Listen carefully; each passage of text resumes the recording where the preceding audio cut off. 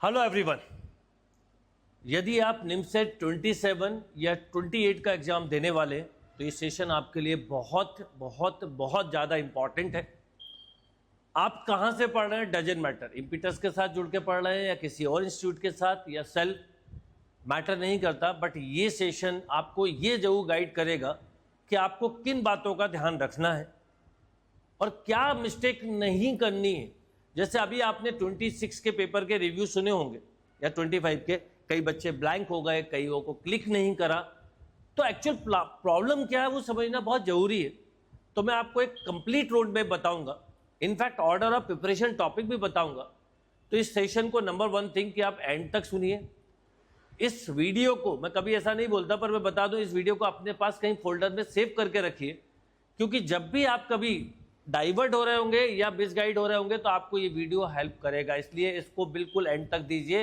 यदि आप 1 साल का टारगेट या 2 साल का टारगेट लेके निमसेट क्वालिफाई करने वाले हैं या ड्रॉप ले रहे हैं उनके लिए भी, और जो ड्रॉप ले रहे हैं उनको तो एक एक बात समझ में आएगी जो मैं बोल रहा हूं, एक एक बात। पर जो बच्चे फर्स्ट टाइम एग्जाम देने वाले हैं वो जरा मेरी बात ध्यान से सुने और एंड तक इस सेशन को पूरा सुने। कुछ इंपॉर्टेंट बातें जो जानना बहुत जरूरी है कि ऐसा क्या रीजन रहा, क्या 26 का पेपर सही में डिफिकल्ट था या 25 का पेपर सही में डिफिकल्ट था, मैथ्स को कैसे इंप्रूव करें, एलआर को कैसे इंप्रूव करें, क्वांट को कैसे इंप्रूव करें, कंप्यूटर को कैसे इंप्रूव करें। सबसे पहले 26 का पेपर बहुत ज्यादा टफ नहीं था, बट 26 और 25 के पेपर में एक ब्यूटी थी, स्पेशली 26 की, कि क्वेश्चन नए थे। जो मैं हमेशा बोलता हूं कि आप कंसेप्ट अगर बना के पढ़ रहे हैं तो डेटा चेंज होने पे भी आप क्वेश्चन को हैंडल कर सकते हैं। अब पिछले 2 साल में एक बहुत बड़ा चेंज निमसेट में देखने को आया। अभी तक क्या होता था, 24 तक मान के चलिए कि जो प्रीवियस ईयर के पेपर हैं बिल्कुल उसी तरह के क्वेश्चन आते थे और बहुत सारे कॉमन रिपीटेड क्वेश्चन होते थे जो इजीली आपको किसी किसी गाइड में दिख जाते थे। पर अगर लास्ट 2 ईयर से देखें तो ऐसा नहीं है, एक्सेप्ट फ्यू क्वेश्चन, यानी क्वेश्चन की फ्रेमिंग नई की गई, न्यू। जैसे कि जेई में होता है, जेई मेंस में और जेई एडवांस में ऐसा ही होता है कि क्वेश्चन नए आते हैं हर साल और बच्चा माइंडसेट रखता है, वो इसलिए कोई भी एक बुक को पकड़ लेता है या कोई भी एक गाइड को, अच्छी गाइड को, और उसको करता है। बट मेरे इतने सालों के एक्सपीरियंस से मैं एक बात बोल सकता हूं कि निमसेट में बच्चा हाईली कंफ्यूज होता है और कई लोग उससे कंफ्यूज कर देते हैं। जैसे अभी 26 के लिए मैंने अभी 26 के पेपर का बेटा एनालिसिस दिया, करीब करीब 40 के आसपास क्वेश्चन ऐसे थे जो बच्चों को बन गए, और अभी जबकि मैंने कम पढ़ाया उसके बाद भी उनको 30 के आसपास बन गए, पर उनको तरीका समझ में नहीं आया। और उन्होंने देखने के बाद बोला, सर हम तो ये सोचा था कि जेई मेंस और एडवांस की बुक्स भी पूरी करनी पड़ेगी, पर ये पेपर तो वैसा नहीं था। तो अब आपको इस साल और ज्यादा मिसगाइड किया जा सकता है। इम्पीटस हमेशा सही गाइडेंस देता है, डजंट मैटर आप पढ़ कहाँ रहे हैं। इसलिए मैं आपको बोला, मैंने ये सेशन आपके लिए इंपॉर्टेंट है। आगे क्या करना वो आपका डिसीजन होगा, बट हमेशा याद रखिए, जुड़िए उनके साथ जहां पे आप ज्यादा से ज्यादा गेन कर सके। नॉलेज ओरिएंटेड पढ़ाई जहां सीख रहे हो, कुछ नया रोज सीख रहे हो, वहां जुड़िए। तो आपको मैं हर छोटी छोटी बातें बताने वाला हूं। तो नंबर 1, अगर आपका टारगेट है कि 27 में आपको निमसेट क्वालिफाई करना है या 28 में, और जो बच्चे 28 के लिए उनको बोल दूं कि आप पहले टारगेट 27 ही रखिए, पहले 1 ईयर में पूरा कंप्लीट करिए एंड नेक्स्ट ईयर फिर से ऐसे ही करिए। दूसरी बात, ये रोड मैप प्लान है, आजकल बहुत रोड मैप प्लान बनते हो गए, आगे जाके मैं भी बनाऊंगा फिर से, बट ये उनके लिए होता है बेटा जो उसी दिन जागते। आज आप ये सेशन सुन रहे हो, फिर 2 महीने बाद नया रोड मैप, फिर 2 महीने बाद, तो याद रखिए हर दिन बहुत इंपॉर्टेंट है। Every day is very important. आप एक एक दिन पीछे होते जाते हैं। इसलिए आप अगर आज ये सेशन पूरा सुन रहे हैं तो आज ही ब्लैंक कॉपी पेन लीजिए, अपना एक मास्टर प्लान बनाइए और उसको एग्जीक्यूट करिए, और इमीडिएटली एक्शन लेके बिल्कुल मुड़ के मत देखिए। ड्रॉप ले रहे हैं, डोंट टेक टेंशन, एनआईटी में जाके ड्रॉप की कोई फर्क नहीं पड़ता, प्लेसमेंट में कोई प्रॉब्लम नहीं आती। फ्रेशर है, नो इशू, बट एक डिसिप्लिन होना चाहिए, कंसिस्टेंसी होना चाहिए, और दूसरा क्लियरिटी ऑफ थॉट होना चाहिए कि मुझे क्या पढ़ना और क्या नहीं पढ़ना। तो 26 के पेपर के बाद बहुत लोग आपको भटका सकते हैं, या बहुत लोग भटकाए ना भटकाए, आप भटक सकते हो। आपको लगेगा जेई मेंस की बुक कर ले, जेई एडवांस की बुक कर ले, इससे ही हो जाएगा, यहां से कर ले, वहां से कर ले। नो, एक्चुअल में प्रॉब्लम जो मैं फेस कर रहा हूं कि बच्चे पढ़ते हैं, जैसे 1 शॉट, अगर 1 शॉट क्लास की बात करूं, मैं कह रहा हूं 1 शॉट क्लास जितनी अच्छी है उतनी ही बेकार भी है। मतलब जितनी 1 शॉट क्लास यूजफुल है उतनी ही डेंजरस भी है। 1 शॉट क्लास किसके लिए होती है मैं बता दूं, जो पूरा सिलेबस कंप्लीट कर चुका, जस्ट रिवाइंड के लिए, रिवीजन के लिए कर रहे हैं। बट अभी मेनी स्टूडेंट बिल्कुल टॉपिक नहीं पढ़े होते, सोचते हैं वन शॉट में कर लूंगा, 4-5 घंटे की क्लास है, फायदा मिल जाएगा, और ज़्यादा डैमेज कर लेते हैं। यानी जो थोड़े बहुत, क्योंकि आप सोचिए यदि कोई टॉपिक कोई टीचर, मान लो मैं ही 20 क्लास में कवर कर रहा है और उसी को मैं 2 आवर में कवर कर रहा हूँ, तो आप सोचिए कि जो 20 डेज में पढ़ा है वो 2 आवर्स में कैसे हो सकता है। तो कुछ इंपॉर्टेंट चीज़ें बताऊंगा ना, तो वो इंपॉर्टेंट चीज़ें उसकी काम की, जिससे पूरी 20 क्लास समझिए, उसके लिए तो ये क्लास समझ लो कि गोल्डन है, गोल्डन अपॉर्चुनिटी। पर जिसने ये 20 क्लास नहीं करी उसके लिए ये इतना बड़ा डैमेज है कि उसके पूरे कंसेप्ट को हिला देता है। तो वन थिंग, आप इस तरह से ना करें। दूसरी बात, मैक्सिमम चैनल को बिल्कुल फॉलो ना करें, किसी एक को, जिसका आपको पढ़ाना अच्छा लगता है उसको पढ़ें। थर्ड थिंग कि आईआईटी और NIMCET is a separate exam, दोनों का पैटर्न अलग है। आईआईटी के पैटर्न को समझना बहुत जरूरी है। जहां आईआईटी में आपको 25 क्वेश्चन करना है, 90 मिनट का टाइम है, वहीं यहाँ पे 70 क्वेश्चन 50 मिनट में करना है, तो कैसे पॉसिबल होगा? आप देखना इस बार कट ऑफ लो जाएगा। तो हमें ये चीज़ें समझनी होंगी कि हम किस ढंग से अपने आप को तैयार करें। तो सबसे पहले मैंने कुछ छोटी छोटी बेसिक चीज़ें ली हैं। थोड़ा सा हम 26 के पेपर को समझेंगे, थोड़ा सा 25 के पेपर को समझेंगे, और फिर मैं आपको ये बताऊंगा कि आप किस ऑर्डर में पढ़ाई चालू करें। आप उसको नोट डाउन कर लीजिएगा, जिससे दिक्कत नहीं जाएगी। तो test paper analysis NIMCET 2026 actual paper की जरा बात करेंगे कि किस तरह का पेपर था और किन चीज़ों को आपको ध्यान रखना था।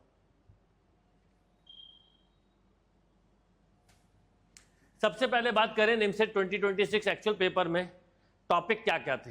अलजेब्रा में set relation, tautology, logarithmic, log series, quadratic equation, inequalities, progression, binomial theorem, determinant, matrices, permutation, combination, probability. और फिर ट्रिग्नोमेट्री की बात करें, फिर कैलकुलस की, कोऑर्डिनेट ज्योमेट्री की और स्टैटिस्टिक्स की। अब यदि मैं इस पेपर को ध्यान से देखूं और समझूं तो मुझे समझ में आता है, ये ग्राफ है कि किस टॉपिक से कितने कितने क्वेश्चंस आए।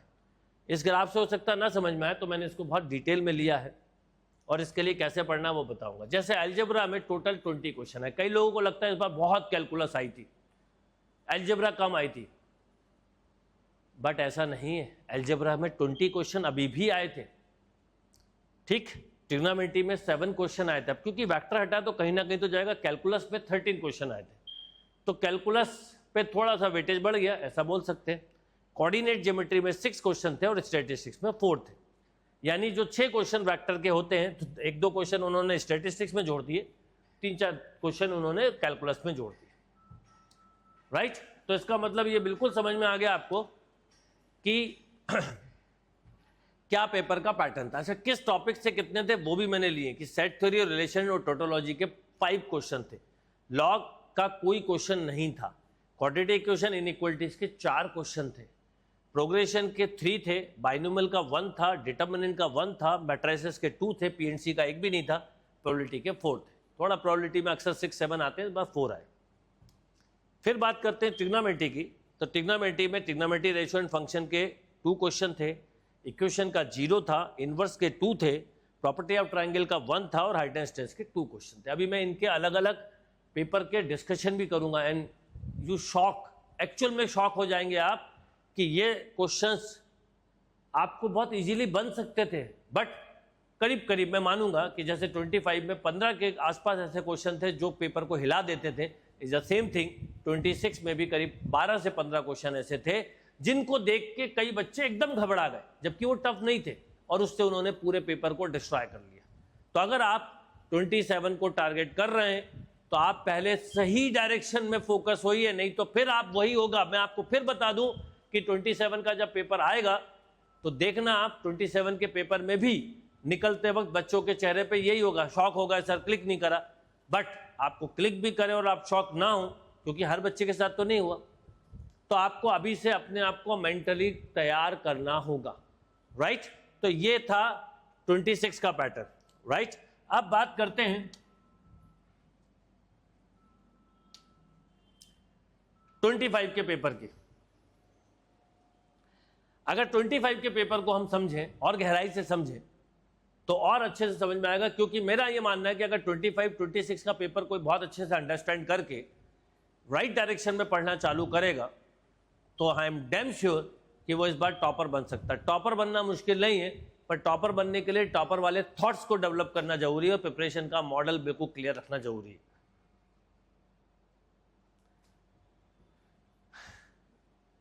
ट्वेंटी 25 के सिलेबस में सब कुछ सेम था, वेक्टर अलजेब्रा था वो हट गया और टोटोलॉजी एक टॉपिक जुड़ गया, राइट, टोटोलॉजी एक टॉपिक जुड़ गया है और कुछ ज़्यादा कोई चेंजेस था नहीं। बात करें रिलेशन भी जुड़ गया। अब बात करते हैं कि 25 में एल्जेब्रा में सेट और रिलेशन के 2 क्वेश्चन थे, लॉग का 1 था, क्वाड्रेटिक के 3 थे, प्रोग्रेशन के 2 थे, बाइनोमियल का 0, डिटर्मिनेंट 1, मैट्रिक्स 2 पर परम्यूटेशन कॉम्बिनेशन के 3 थे, इस बार 0 था, प्रोबेबिलिटी के 6 थे, यहाँ पे 4 था और स्टैटिस्टिक्स के इस बार 4 थे, यहाँ पे 2 था। ऐसे थोड़े बहुत बेटे चेंज होते हैं। ट्रिग्नोमेट्री के देखें तो 8 क्वेश्चन थे, इस बार 7 क्वेश्चन है। कैलकुलस की बात करूं तो लास्ट ईयर 25 में कैलकुलस थोड़ी कम थी, पर कितनी थी वो भी देखिए, function, limit, continuity, differentiation, application of derivative, indefinite, definite, इन सबको मिलाएं तो 3 + 2 5, 7, 8, 9 और इस बार 13 है, यानी 4 क्वेश्चन पड़े। कैलकुलस भरी पड़ी नहीं थी तो वेक्टर को हटा के कहीं तो कंपनसेट करना था, तो 4 क्वेश्चन यहाँ पड़े। कोऑर्डिनेट के 6 क्वेश्चन थे, अभी भी वही है, और वेक्टर के 6 थे। ये 6 को हटा के थोड़ा सा रिलेशन, स्टैटिस्टिक्स के 2 क्वेश्चन बढ़ा दिए, कैलकुलस के बढ़ा दिए, ये उन्होंने चेंज किया। ओके, अब एक क्वेश्चन आता है कि मैं आपको क्यों बताया, मैंने ये कि मैंने आपको 25 और 26 पेपर के बारे में क्यों बताया। ऑब्वियसली कोई तो कारण होगा कि पेपर पैटर्न ऑलमोस्ट वैसे ही था, बस एक बहुत बड़ा डिफरेंस था कि नए क्वेश्चंस आ रहे थे। नए क्वेश्चंस की क्लिकिंग बढ़ाना जरूरी था। पेपर में अगर हम ये सोच के देंगे मेरा क्या होगा, सिलेक्शन होगा कि नहीं, तो होता हुआ सिलेक्शन रुक जाता। यही गलती बहुत सारे बच्चों ने की। तो अब क्या राइट ट्रैक होना चाहिए पढ़ने का, क्योंकि अभी मैंने जब 26 का पेपर डिस्कस किया, आपके साथ भी शेयर करूंगा, और जो शेयर करूंगा उनको जरूर देखिए। अगर ये सेशन देख रहे हैं तो 26 के पेपर का जो सॉल्यूशन दूंगा उनको देखिए, जिससे आपको एकदम क्रिस्टल क्लियरिटी हो। फिर आप ड्रॉप ले रहे हैं या फर्स्ट टाइम दे रहे हैं, आपको कभी कंफ्यूजन नहीं होगा। सबसे पहले आप लोगों को करना चाहिए 9th और 10th की मैथ्स। यदि आप सही में परफॉर्म करना चाहते हैं, मैं आपको बताऊं, अभी मैंने जो बैच ड्रॉपर स्टार्ट किया और जो पुराने बच्चे चल रहे हैं उनको 9th 10th की मैथ्स पढ़ा रहा हूं। आई एम शॉक, जब 9th 10th की मैथ्स पढ़ाई और उसका टेस्ट भी लिया। हर साल तो मैं कहता हूं, इस बार पढ़ा रहा हूं पिछले 10 दिन से, और 10 दिन पढ़ाऊंगा। मैंने देखा कि बच्चों को 9th 10th के कंसेप्ट ही क्लियर नहीं है प्रॉपरली। कई बच्चों की प्रॉब्लम कि सर उस समय कोविड था, या भूल गए या नहीं पढ़े। और आप लोग बिलीव नहीं करेंगे, पर मैं बता दूं कि जब 9th 10th का पेपर लिया, एक तो उसमें स्कोर नहीं आया, दूसरा उसको पढ़ाने के बाद मैंने 26 पेपर का जब एनालिसिस दिया तो करीब करीब 10-12 क्वेश्चन बच्चों से अपने आप बन गए, जबकि इस बार 10 क्वेश्चन करने वाले बच्चे भी कम है मैथ्स में। यानी अगर आपको ये लगता है कि जेई की एडवांस गाइड उठा के निमसेट 27 में मैं टॉप कर लूंगा, तो पहला स्टेप ये रॉन्ग। आप करिए, पर स्टेप नंबर 1 है आपको 9th 10th की मैथ्स करनी है। और इसके लिए आप बाकायदा, मैं आपको सलाह दूंगा कि आप इसके लिए बाकायदा कम से कम 15 to 20 डेज दीजिए। मैं अभी वही कर रहा हूं, इतनी बेसिक मैथ्स पढ़ा रहा हूं, बच्चे बहुत कुछ सीख रहे हैं। फॉर एग्जाम्पल, मैंने आज ही हाइटेंस टेस्ट पढ़ाई और फिर 26 के क्वेश्चन करवाए, बन गए। ट्रिग्नोमेट्री पढ़ाई, कुछ क्वेश्चन बन गए। कोऑर्डिनेट कराई, कुछ क्वेश्चन बन गए। प्रोबेबिलिटी कराई, कुछ क्वेश्चन बन गए। 10th की बात कर रहा हूं, तो आप लोगों को 10th और 9th की बुक उठाना चाहिए, और उसमें स्पेशली क्या पढ़े वो सुन लीजिए। 10th की बुक में रियल नंबर के कंसेप्ट समझें, ध्यान से सुनना। Polynomial, pair of linear equation, 2 variable, quadratic equation, arithmetic progression. आप केवल पेयर ऑफ इक्वेशन, क्वाड्रेटिक और अरिथमेटिक के बाद 26 पेपर के इन्हीं टॉपिक के क्वेश्चन उठाना आपको बन जाएंगे। 1-2 नहीं बनेंगे, बट बाकी बन जाएंगे। यानी हम प्रॉब्लम को जड़ से समझें, रूट्स प्रॉब्लम को समझेंगे तो डेफिनेटली टॉप करेंगे। तो आप ये करके करना। अच्छा, ये अभी आप भले ही बाद में कर लेना, ट्राइंगल्स, कोई दिक्कत नहीं। Coordinate geometry, introduction of trigonometry, some application of trigonometry, इसको करके ट्रिग्नोमेट्री 26 के क्वेश्चन करना और 25 के, फिर समझ में आएगा कि मैं ये क्यों कह रहा हूं। इसलिए मैं कह रहा हूं कि इस बार सही डायरेक्शन में चलोगे तो आप टॉप कर पाओगे। And now area rated circle, surface area, ये बाद में कर लेना। स्टैटिस्टिक्स, प्रोबेबिलिटी, ये करना है। एक्चुअल में प्रॉब्लम क्या है कि हमें पीछे का मैथ्स आता ही नहीं है। जैसे आईआईटी में बोलते हैं कि फिजिक्स के लिए अगर एरोडोप कर लोगे तो आईआईटी पे सिलेक्शन हो जाएगा, बट साथ में टीचर बोलता है एरोडोप जब ही करना जब तुम्हारी एनसीईआरटी या बेसिक बुक हो जाए, नहीं तो एरोडोप में कुछ समझ में नहीं आएगा। आपको हर कोई बोलता हुआ मिलता है निमसेट के लिए आरडी शर्मा की सब्जेक्टिव कर लो, सिंगेश ऑब्जेक्टिव कर लो, आरडी की ऑब्जेक्टिव कर लो, सिंगेश की बुक कर लो, जेई मेंस के पेपर कर लो, एडवांस के कर लो, पर आपके 10th में तो क्वेश्चन पेपर बन ही नहीं रहा। जब मैंने पहला पेपर लिया 400 नंबर का पेपर था, 100 क्वेश्चन का, कई बच्चों के 100 150 आए। मैं वो बात नहीं कि कोई कम कोई दिक्कत है, पर दे रियलाइज कि सर हमें तो यकीन नहीं था कि 9th 10th की हमारी ये कंडीशन, और इसको करने के बाद फील कॉन्फिडेंस, उनको कॉन्फिडेंस आ रहा है। इसलिए और इसको सेल्फ करने की कोशिश करिए, क्योंकि 9th 10th तो कर सकते हो। और मैंने हर बच्चे को यहाँ बोला मैं आपको कंसेप्ट बताऊंगा, पेपर बताऊंगा, बट बाकी आप करना इसको गूगल चैट जीपीटी से बिल्कुल मत करना, नहीं तो आप सीखने से पहले ही हार मान रहे हो। एक्चुअल में आज कहीं ना कहीं इतनी जल्दी हर चीज का सॉल्यूशन अवेलेबल है कि हम क्वेश्चन से लड़ नहीं रहे, फाइट नहीं कर रहे, इसलिए हम शॉक हो जाते हैं, क्वेश्चन पेपर क्लिक नहीं करता। तो स्पेशली आप सब बच्चे जो 9th 10th की मैथ्स जो मैं बता रहा हूँ टॉपिक, 9th में number system, polynomial, coordinate, linear equation, 2 variables और लाइंस एंगल ये बाद में कर सकते हैं, और स्टैटिस्टिक्स ये जरूर करिए। बट सेल्फ करना बेटा, किसी भी तरह का कोई इंटरनेट सपोर्ट मत लेना, चाहे वो इंटरनेट सपोर्ट मतलब गूगल से, चैट जीपीटी से, या एआई से, या यूट्यूब वीडियो से। No no no. यदि आप 9th 10th की मैथ जुट के खुद नहीं कर पाएंगे तो आप सोच के बताओ कैसे फिर आप जेई के क्वेश्चंस को कर पाएंगे या क्लिक करेंगे, कैसे आप आरडी के ऑब्जेक्टिव कर पाएंगे। प्रॉब्लम यहाँ है, इसको आप बाकायदा आज से लेके 15 से 20 दिन दीजिए, उससे ज़्यादा टाइम नहीं लगेगा। मेरा ऑलमोस्ट खत्म होने वाला है, पर आपको मैं जो मैं कर रहा हूँ वो आपको आइडिया देते चलूंगा, ये जरूर करिए। नाउ जब ये हो जाए देन उसके बाद ऑर्डर ऑफ टॉपिक आप पढ़ने का क्या रखे वो बताता हूं। नंबर 1 थिंग कि टेस्ट पैटर्न तो आपको पता ही अच्छे से कि क्या क्या आता है। 50 क्वेश्चन मैथ्स के, 12 नंबर का मैथ्स का एक क्वेश्चन होता है, 3 नंबर रॉन्ग के होते हैं, 600 नंबर, यानी मैथ्स का रोल 60% है। मैथ्स स्ट्रॉन्ग करे बिना रैंक लाना मुश्किल है, और यहाँ से ही गाड़ी निकलती है। जब ट्रेन निकलती है 70 मिनट की, जब एलआर आता है, अगर मैथ्स बिगड़ता है तो उसके ऊपर प्रेशर एलआर पे पड़ता है, और एलआर के प्रेशर से कंप्यूटर पे पड़ता है। इसलिए मैथ्स को अभी से आप अच्छे से हैंडल करिए। नाउ एलआर में 40 क्वेश्चन आएंगे, 6 मार्क का एक क्वेश्चन होगा, 240 मार्क्स का है। अब आप सोचिए 30 मिनट में 40 क्वेश्चन कैसे होंगे, 50 क्वेश्चन कैसे होंगे 70 मिनट में। बस हमें लगता है हम इतने मिनट में जल्दी कर लो, जल्दी में इतनी गलतियां करते हैं कि जिसकी हद नहीं। अरे मैं कह रहा हूं इसमें 20 क्वेश्चन कोई बच्चा इस बार करके आया ना, आप देखना 20-25 अभी आएगा रिजल्ट आपके सामने, आप देखोगे वो टॉपर होगा। एलआर में 15-20 वाला था, उतने में ही टॉपर हो जाएगा। कंप्यूटर सिंपल था, कंप्यूटर में हर कोई देखना आप 10 से 15 के बीच में होगा। तो हमें एक्चुअल में सही गाइडेंस और सही चीज समझने की जरूरत है, जब भी आप कर सकते हैं। तो अब आपने पहला रूल कि आज से लेके 15-20 दिन अगर आप ड्रॉप ले रहे हैं या फर्स्ट टाइम दे रहे हैं, ड्रॉपर बच्चों को ही बोलूंगा जरूर करिए 9th 10th मैथ्स। उसके बाद 25 और 26 का पेपर उठाना, then you can understand very well कि मैं ये बातें क्यों कह रहा हूं। 26 के सिलेबस की बात करूं तो अलजेब्रा है, प्रोबेबिलिटी है, स्टैटिस्टिक्स है। ये मैंने इसको डिटेल में भी, ये तो डिटेल दिया है जो उन्होंने दिया है, पर इसके टॉपिक्स भी बनाए, उसके टॉपिक भी बनाए। आपका पढ़ने का ऑर्डर ये होना चाहिए। नंबर 1 आप लोग करिए लॉग सीरीज, क्वाड्रेटिक इक्वेशन, फिर कॉम्प्लेक्स नंबर, फिर प्रोग्रेशन, फिर बाइनोमियल, फिर determinant matrix, set and relation, permutation, combination, probability और स्टैटिस्टिक्स। इस ऑर्डर में आप सबसे पहले अलजेब्रा खत्म करिए। अलजेब्रा को 20 से 25 क्वेश्चन आते हैं, 40-50% सिलेबस कवर करता है, और 9th 10th की अलजेब्रा को पढ़ने से 11th 12th की अलजेब्रा बहुत स्ट्रांग होती है। दूसरा 12th में अलजेब्रा नहीं है, 12th में अलजेब्रा के नाम पे डिटरमिनेंट मैट्रिसेस है और थोड़ा सा रिलेशन, बाकी पूरा 11th में है। तो फर्स्ट आप स्ट्रॉन्ग अलजेब्रा करिए, क्योंकि अलजेब्रा से आगे के सारे टॉपिक का सपोर्ट मिलता है, राइट। सेकंड, उसके बाद ट्रिग्नोमेट्री करिए, पर ट्रिग्नोमेट्री के पहले आप लोग अभी 9th 10th का तो ट्रिग्नोमेट्री करेंगे ही, बट जब ट्रिग्नोमेट्री स्टार्ट करेंगे बाद फिर 9th 10th की ट्रिग्नोमेट्री जरूर करिए।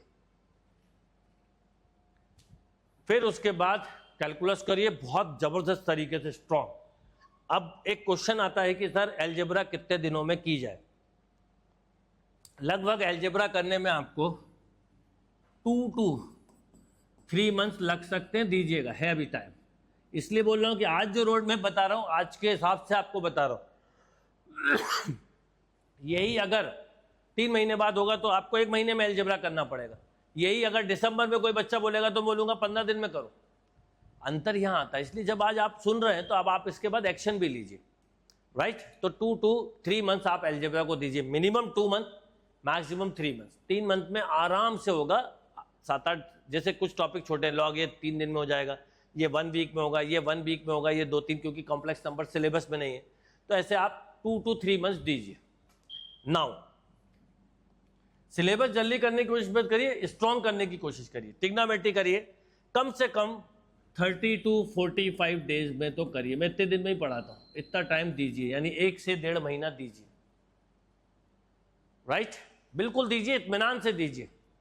फिर आती है बात कैलकुलस की, कम से कम 2 और 3 मंथ तो दीजिए, राइट। 2 to 3 मंथ दीजिए।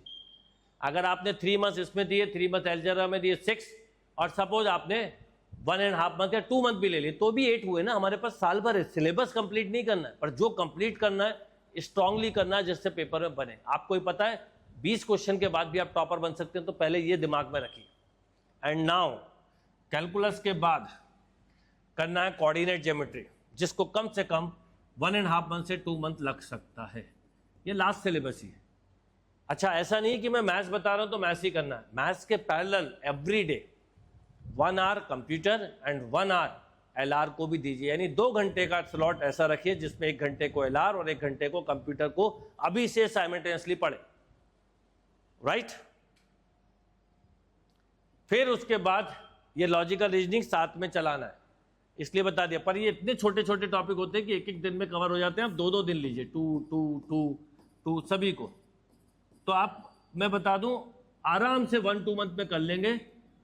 2-2 दिन दीजिए, पर अगर आप 1 घंटा दे रहे हैं तो 1 घंटे के हिसाब से 4 दिन में ये हो जाएगा, 4 दिन में ये हो जाएगा। ऑर्डर ये रखिएगा, syllogism, blood relation, clock, calendar, coding, directions and series, basic mathematics, non verbal, directory, mathematic operation, 1 point pair, ranking order, Venn diagram, statement, 1 question puzzle, seating arrangement, quantity aptitude. Quantity aptitude को भी करना है basic level पे, तो parallelly करना है। 1 घंटा देना है बस, आपकी अगले 6 महीने में लॉजिकल रीजनिंग और क्वांटिटी एप्टीट्यूड कवर हो जाएगी पैरेलली। ये देखिए, ये पूरे टॉपिक्स हैं, डिटेल में लिखे हुए हैं, रिवाइज टॉपिक्स हैं। ये क्वांट के टॉपिक हैं: average, problem on age, ratio, percentage, profit loss, simple compound, time and work, pipe and cistern, mixture alligation, time speed, mensuration, data sufficiency, miss. ये सब टॉपिक्स अच्छे से कवर करना है आपको पैरेलली। करीब करीब 4 आवर मैथ्स और 2 आवर कंप्यूटर और एलआर को देना चाहिए। मान लो मैनेज मैथ्स में कम टाइम, ज़्यादा टाइम, कम मिल रहा है टाइम, मैथ्स को बढ़ा लो, 3 डेज कंप्यूटर, 3 डेज एलआर भी कर लोगे तो चलेगा, एलआर क्वांट, कोई इशू नहीं है। फिर ये कंप्यूटर का पोर्शन है, इसको आप अल्टरनेट डेज में ज़रूर अभी से पढ़िए, क्योंकि आपको आगे चल के CUT भी देना है और निमसेट भी देना है। ध्यान रखिए, सारा खेल इस बात का कि आप किस थॉट प्रोसेस के साथ सोचते हो। तो अब एक बात सबसे इंपॉर्टेंट समझने की है। सबसे पहले तो अभी मैंने ये रोड मैप बताया, अब मैं आपके साथ 26 के पेपर को भी डिस्कस करूंगा topic wise, trigonometry, algebra, calculus. आपको समझ में आएगा कि पेपर टफ नहीं था, क्वेश्चन नए थे और सिंपल क्वेश्चन थे, उनको अंडरस्टैंड करना जरूरी था, लैंग्वेज की क्लियरिटी आए, इसलिए आपकी प्रैक्टिस और टेस्टिंग बहुत होना चाहिए। मैं कहूँगा अंडर प्रॉपर गाइडेंस ही पढ़ें तो बेस्ट होगा, और प्रॉपर गाइडेंस भी ऐसी जगह जहाँ पे आपको सही में गाइडेंस मिल रहा हो, जहाँ पे टेस्ट पेपर हो तो उनके लाइव एनालिसिस हो, जैसे इम्पीटर्स में होते हैं, प्रॉपर स्टडी मटेरियल मिले, अपडेटेड मिले।